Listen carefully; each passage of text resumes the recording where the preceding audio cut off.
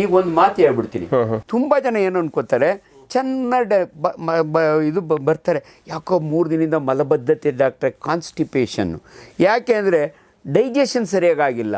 ನಿಮಗೆ ಡೈಜೆಷನ್ ಸರಿಯಾಗಿಲ್ಲ ಅಂದರೆ ಹೆಂಗೆ ಗೊತ್ತು ಅಂದರೆ, ಮೋಷನೇ ಆಗಿಲ್ಲಲ್ಲ ಡಾಕ್ಟ್ರೆ, ಚೆನ್ನಾಗಿ ಡೈಜೆಷನ್ ಆದರೆ ಚೆನ್ನಾಗಿ ಮೋಷನ್ ಆಗೋದಲ್ವಾ ಅಂತಾರೆ. ಸರ್, ಇಲ್ಲಿ ಬಿಗ್ಗೆಸ್ಟ್ ಮಿತ್ ಅಂದರೆ, ನಾನು ಡೈಜೆಷನ್ ಬಗ್ಗೆ ಮಾತನಾಡಿದಾಗ ನಮಗೆ ಡೈಜೆಸ್ಟ್ ಆಗದಿರೋ ಅಂಥ ವಸ್ತುಗಳು ನಾವು ತಿನ್ನುವ ಆಹಾರದಲ್ಲಿರಬೇಕು. ಅದನ್ನು ನಾವು ಫೈಬರ್ ಅಂತೀವಿ. ವಾಟರ್ ಆ್ಯಂಡ್ ಫೈಬರ್ ಜಾಸ್ತಿ ಇದ್ದರೆ ಮೋಷನ್ ಚೆನ್ನಾಗಾಗತ್ತೆ. ಸೊ ಯಾರಿಗೆ ಮಲಬದ್ಧತೆ ಇರ್ತಾರಲ್ಲ, ಡೈಜೆಷನ್ ಆಗ್ಬಿಟ್ರೆ, ನೀವು ನೋಡಿ ಸರ್, ಅನ್ನ ಉಣ್ತೀವಿ, ಎಲ್ಲ ಡೈಜೆಸ್ಟ್ ಆಗ್ಬಿಡುತ್ತೆ, ಈಚೆಗೆ ಬರೋಕ್ಕೆ ಏನಿದೆ, ಏನಿಲ್ಲ. ಆ್ಯಂಡ್ ಇನ್ನೊಂದು ಜನಗಳ ಬಗ್ಗೆ ಜನಗಳು ತಪ್ಪು ತಿಳ್ಕೊಬಾರ್ದು.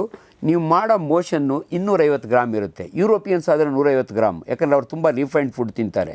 ಇಂಡಿಯನ್ಸು, ಏಷ್ಯನ್ಸ್ನೊಳಗೆ ಮೋಷನ್ನು ತೂಕ ಮಾಡಿದರೆ ಅದ್ರ ಬಗ್ಗೆ ಸಾಕಷ್ಟು ಎಕ್ಸ್ಪೆರಿಮೆಂಟ್ ಎಲ್ಲ ನಡೀತಿರ್ತವೆ. ಅದ್ರ ಬಗ್ಗೆ ಹೇಳಕ್ಕೆ ಹೋದರೆ ಒಂಥರ ಹ್ಯೂಮರ್ ಕ್ಲಬ್ ಇದ್ದಂಗೆ ಇರುತ್ತೆ ಅದು. ಸೊ ಇದು ಇದರೊಳಗೆ ನೀವು ಮಾಡೋ ಮೋಷನ್ನೊಳಗೆ ವಾಟರ್ ಇರುತ್ತೆ, 30 ಗ್ರಾಮ್ಸ್ ವಾಟರ್. ಫೈಬರ್ ಅಂದರೆ ಏನಂದರೆ, ನೀವು ತಿಂದು ಆಹಾರದಲ್ಲಿ ಜೀರ್ಣ ಆಗದಿರೋ ಅಂಶನ ನಾವು ಫೈಬರ್ ಅಂತೀವಿ. Fibre is very important. So ಅದು ನೀವು ಯಾರು ಹೆಚ್ಚಿಗೆ ನೀರು ಕುಡಿಯಲ್ಲ, ನೀರು ಕುಡಿಯೋದು ಬರೀ ರೀಸಸ್ಗಲ್ಲ. ತುಂಬ ಜನ ಹಂಗೆ ಅನ್ಕೋತಾರೆ, ನೀರು ಕುಡಿದ್ರೆ ಕಿಡ್ನಿಗೊಳ್ಳೋದು, ರೀಸಸ್ಗೊಳ್ಳೋದು. ನೀವು ಡೈಜೆಷನ್ನು ಅಂದರೆ ನಿಮ್ಮ ಮೋಷನ್ ಕಾನ್ಸ್ಟಿಪೇಷನ್ ಆಗಬಾರ್ದು ಅಂದರೆ ನೀರು ಕುಡೀರಿ. ಫೈಬರ್ ಎಲ್ಲಿರುತ್ತೆ ಡಾಕ್ಟ್ರೆ? ಫೈಬರು ರಾಗಿ ಮುದ್ದೆಯಲ್ಲಿರುತ್ತೆ. ಭಾಳ ಜನ ಅದನ್ನು ಗಟ್ಟಿ ರಿವರ್ಸ್ ತಿಳ್ಕೊತಾರೆ ಸರ್ ಎಲ್ಲರೂ. ಅರ್ಧ ಜನ ನಾನು I M A bottom specialist. In fact ನನ್ನನ್ನು ಭಾಳ ಜನ ಡಾಕ್ಟರ್ ಆಂಜನಪ್ಪ ಅಂದರೆ ಕರ್ನಾಟಕದ ಕುಂಡಿ ಡಾಕ್ಟರ್ ಅಂತಾರೆ, ಅಷ್ಟು ನಾನು ಬಾಟಮ್ ಬಗ್ಗೆ ಸರ್ಜರಿ ಮಾಡ್ತೀನಿ. ಸೊ ಜನಗಳು ತಪ್ಪೇನೆಂದರೆ ಮುದ್ದೆ ತಿನ್ನೋದೇ ಬಿಟ್ಬಿಡ್ತಾರೆ 3 ತಿಂಗಳು. ಅಯ್ಯೋ ಡಾಕ್ಟ್ರೇ, ಅದು ಭಾಳ ಗಟ್ಟಿಯಲ್ಲ, ಈಚೆಗೆ ಬರಲ್ಲ, ಹಂಗಾಗಿ ನಾನು ಪೈಲ್ಸು ಆಗ್ಬಿಟ್ಟು ಮೇಲೆ ಬಿಟ್ಬಿಟ್ಟೆ ಅಂತಾರೆ. ದಯವಿಟ್ಟು ಮುದ್ದೆ ಈಸ್ ಎ ವಂಡರ್ಫುಲ್ ಫುಡ್. ರಾಗಿಯನುಂಡವನು ನಿರೋಗಿ, ದೊಡ್ಡವರು ತುಂಬ ಚೆನ್ನಾಗಿ ಹೇಳಿದ್ದಾರೆ. ಹಿಟ್ಟಮ್ ತಿಂದಮ್ ಬೆಟ್ಟಮ್ ಕಿತ್ತಿಟ್ಟಮ್ ಅಂತಾರೆ. Really ragi is very important. ತುಂಬ ಜನ ಅದ್ರ ಮಿಸ್ಕನ್ಸೆಪ್ಷನಿಂದ ಅನ್ನ ತಿನ್ನೋಕ್ಕೆ ಶುರು ಮಾಡ್ತಾರೆ. ಅನ್ನ ತಿನ್ನಿ, ದಪ್ಪಕ್ಕಿ ಅನ್ನ ತಿನ್ನಿ, ಅನ್ಪಾಲಿಶ್ಡ್ ರೈಸ್. ರೇಷನ್ ಅಂಗಿ ಇವರೆಲ್ಲ ಕೊಡ್ತಾರಲ್ಲ ರೇಷನ್ ಅಂಗಡಿಯವ್ರಿಗೂ ಕಾರ್ಡಿಗೆ, ಆ ಅಕ್ಕಿ ತಿನ್ನಿ. ತುಂಬ ಪಾಲಿಶ್ಡ್ ರೈಸ್ ತಿಂದರೆ ರಫೇಜ್ ಇರಲ್ಲ, ರಫೇಜ್ ಇರಬೇಕು. ಸೊ ಇದು ಸೊಪ್ಪು ತರಕಾರಿಗಳು ಇಟ್ಸ್ ವೆರಿ ವೆರಿ ಇಂಪಾರ್ಟೆಂಟ್. ಹಣ್ಣುಗಳು ನಾನು ಹೇಳ್ತೀನಿ, ಜನ ಸೊಫಿಸ್ಟಿಕೇಷನ್ ಹೆಂಗಾಗ್ಬಿಟ್ಟಿದೆ ಅಂದರೆ, ಸಪೋಟನ್ನು ಒಳಗಡೆಯಿಂದ ಸ್ಪೂನ ತಿಂದು ಅದನ್ನು ಬಿಸಾಕ್ತಾರೆ. ದಯವಿಟ್ಟು ತೊಳೆದುಬಿಟ್ಟು ಸಪೋಟ ತಿನ್ನಿ. ಆ್ಯಪಲ್ನ ತೊಳೆದುಬಿಟ್ಟು ಭಾಳ ಜನ ಹೇಳ್ತಾರೆ, ಇಲ್ಲ ಡಾಕ್ಟ್ರೆ ಅದಕ್ಕೆ ಇದೆಲ್ಲ ಹಾಕ್ಬಿಟ್ಟಿರ್ತಾರೆ ವ್ಯಾಕ್ಸು, ಹಂಗಾಗಿ ನಾವೆಲ್ಲ ಎರಿತೀವಿ. ಎರಿಬೇಡಿ. ಬಾಳೆಹಣ್ಣು ಮಾತ್ರ ಸಿಪ್ಪೆ ತೆಗೀರಿ. ಇನ್ಫ್ಯಾಕ್ಟ್ ನಾನು ನಿಮ್ಗೆ ಹೇಳ್ತೀನಿ, ಬಾಳೆಹಣ್ಣು ಸಿಪ್ಪೆನೂ ತಿನ್ಬೋದು ಸರ್. ತಿನ್ಬೋದು ಸರ್. ನನ್ನ ಒಬ್ಬರು ವೆಟರ್ನರಿ ಡಾಕ್ಟ್ರ್ ಇದ್ದರು, ಅವರು ಸಿಪ್ಪೆನೇ ಸಮೇತ ತಿನ್ನೋರು.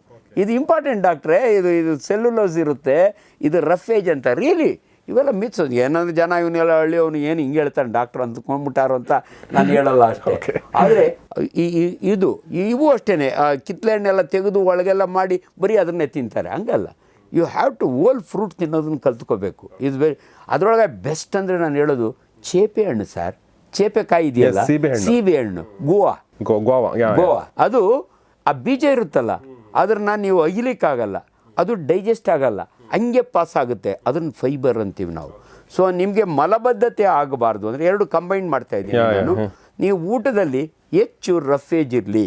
ರಾಗಿ ಮುದ್ದೆ ಇಷ್ಟು ಸೊಪ್ಪು ತರಕಾರಿ.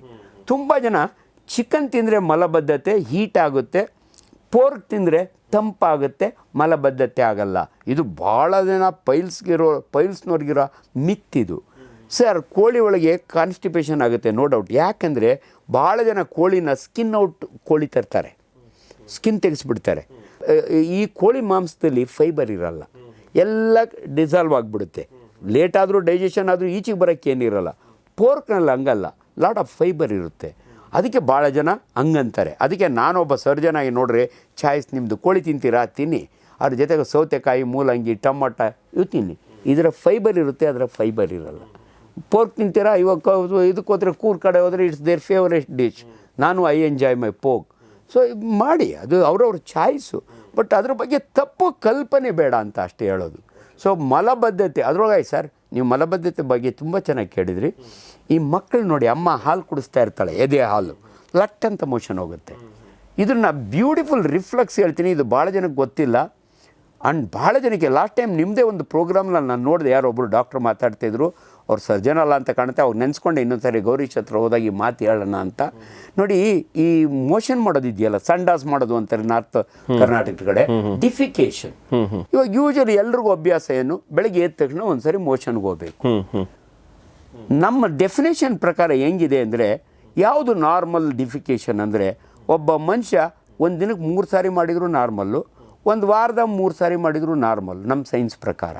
ಈ ವಾರಕ್ಕೆ 3 ಸಾರಿ ಮಾಡೋರು ಯಾರು ಅಂದರೆ ಎಲ್ಡರ್ಲಿ ಪೀಪಲ್. 60 ವರ್ಷ ಆದಮೇಲೆ ದಿನ ಮೋಷನ್ ಆಗಲ್ಲ. ದಿನ ಮೋಷನ್ ಆಗಬೇಕು ಅಂತ ರೂಲ್ಸು ಇಲ್ಲ. ಸೊ ಎಲ್ರಿಗೂ ಏನು ಭಾವನೆ, ದಿನ ಬೆಳಗ್ಗೆ ಎದ್ದು ಒಂದು ಸಲ ಮೋಷನ್ ಆಗ್ಬಿಟ್ರೆ ನನ್ನ ಬಾಡಿ ಎಲ್ಲ ಹಗುರ ಆಗುತ್ತೆ. ದಯವಿಟ್ಟು ಹಂಗೆ ತಿಳ್ಕೊಬೇಡಿ. ಮೋಷನ್ನು ಅದು ಬಂದಾಗ ನೀವು ಹೋಗ್ಬೇಕೆ ಹೊರತು ನಿಮಗೆ ಬೇಕಾದಾಗ ಅದು ಬರಲ್ಲ. This is A standard statement. C, ಇದು ಏನಕ್ಕೆ ನಾನು ಅವೆಲ್ಲ ಈ ಸಿಸ್ಟಮ್ ಹೇಳಿದೆ ಅಂದರೆ, ನಾವು ತಿಂದ ಆಹಾರ ಡೈಜೆಸ್ಟ್ ಆಗುತ್ತಲ್ಲ ಸರ್, ಸಣ್ಣ ಕರಳಿನಲ್ಲಿ ಕೆಂಗೇರಿ ಮೋರೆ ಇರುತ್ತೆ, ಎಲ್ಲ ಬಗ್ಗಡ ಥರ ಇರುತ್ತೆ. ದೊಡ್ಡ ಕರಳಿಗೆ ಬರ್ತಾ ಬರ್ತಾ ನೀರೆಲ್ಲ ಹೀರ್ಕೊಳ್ಳುತ್ತೆ. ಇಲ್ಲಿ ಬಂದು ಸ್ಟಾಕ್ ಆಗುತ್ತೆ. ನಾವು ಸಿಗ್ಮಾಯ್ಡ್ ಕೋಲಾನ್ ಅಂತೀವಿ, ಎಸ್ ಶೇಪ್ಡ್ ಕೋಲಾನ್ ಇಲ್ಲಿರುತ್ತೆ. ಇದು ಈಚೆಗೆ ಬರಲ್ಲ. ಅದೇನಾಗುತ್ತೆ, ಒಂದು ಪರ್ಟಿಕ್ಯುಲರ್ ಡೇ ಅವನ ಅಭ್ಯಾಸದ ಮೇಲೆ ಹೋಗುತ್ತೆ. ಬೆಳಗ್ಗೆ ರೆಕ್ಟಮ್ ಅಂತ ಇರುತ್ತೆ, 6 ಇಂಚ್ ಇರುತ್ತೆ. ಅದು ಗುದದ್ವಾರ 1.5 ಇಂಚ್ ಅಷ್ಟೇ, ಲಾಸ್ಟ್ ಪಾರ್ಟ್ ಗುದದ್ವಾರ. ಆ ಗುದದ್ವಾರದಲ್ಲಿ 2 ಸ್ಪಿಂಕ್ಟರ್ ಇರುತ್ತೆ ಸರ್. ಇದು ಒಂದು ಇನ್ವಾಲಂಟ್ರಿ, ಒಳಗಡೆ ಇರುತ್ತೆ ಇಂಟರ್ನಲ್ ಸ್ಪಿಂಕ್ಟರ್, ಅದ್ರ ಪಾಡ್ಗೆ ಅದು ಓಪನ್ ಆಗುತ್ತೆ ಮೋಷನ್ ಬಂದಾಗ. ಹೊರಗಡೆ ಇರುತ್ತಲ್ಲ, ಇದು ಓಪನ್ ಆಗಲ್ಲ. ನಮ್ಮೂರ ಕಡೆಯವರು ಒಬ್ಬರು ಚೀಫ್ ಇಂಜಿನಿಯರ್ ಬಂದಿದ್ರು, ರಿಟೈರ್ಡ್ ಪರ್ಸನ್ನು. ಅವರಿಗೆ ಏನು ಡಾಕ್ಟ್ರೆ ತುಂಬ ಕಾನ್ಸ್ಟಿಪೇಷನ್ ಅಂದರು. ನಾನು ಅವರಿಗೆ ವಿಜ್ಞಾನವನ್ನು ಸರಳೀಕರಿಸಿ ಹೇಳಿದೆ, ಸರ್ ನೀವು ನಮ್ಮೂರ ಕಡೆ ಇಂಜಿನಿಯರ್ ಇದ್ದೀರಿ, ನಾನು ಹೇಳ್ದಂಗೆ ಮಾಡಿ ಸರ್. ಏನು ಹೇಳ್ತೀರಾ ಡಾಕ್ಟ್ರೆ, ಒಂದು ಎಮ್ಮೆ ಹೊಡ್ಕೊಂಡು MG ರೋಡ್ಗೆ ಹೋಗಿ.